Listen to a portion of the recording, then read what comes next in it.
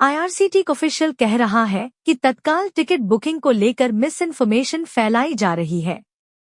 इन screenshots में साफ दिख रहा है 10:01 AM, no seats available, transaction dropped.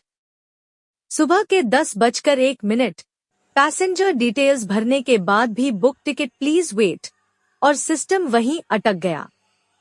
सुबह के 10:06, unable to perform transaction due to internal error, यानी 10 बजे के बाद भी तत्काल टिकट नहीं बन पा रहा। सुबह के 10:10, आधार आधारित ऑथेंटिकेशन के बाद प्लीज वेट, ना पेमेंट आगे बढ़ा ना टिकट बनी। सुबह के 11:02, sending OTP, please wait.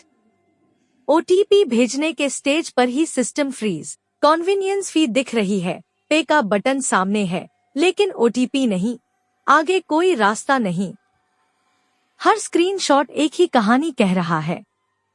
System freeze होता है, ट्रांजैक्शन ड्रॉप होता है, एरर कोड आता है, सेशन एक्सपायर हो जाता है और यात्री बाहर हो जाता है।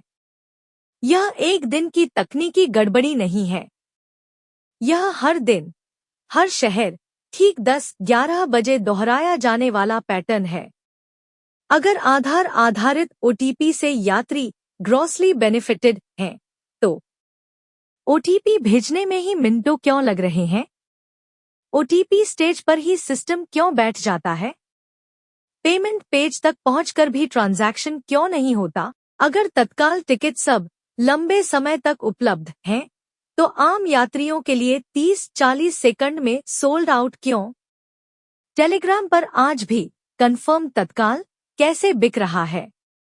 एजेंटों को यही एरर क्यों नहीं दिखते? तो सीधा सवाल, क्या ये सभी आम यात्री फर्जी थे? क्या इन स्क्रीनशॉट्स वाले यूजर भी दलाल हैं? अगर नहीं, तो सिस्टम की सजा आम यात्री क्यों भुगत रहा है?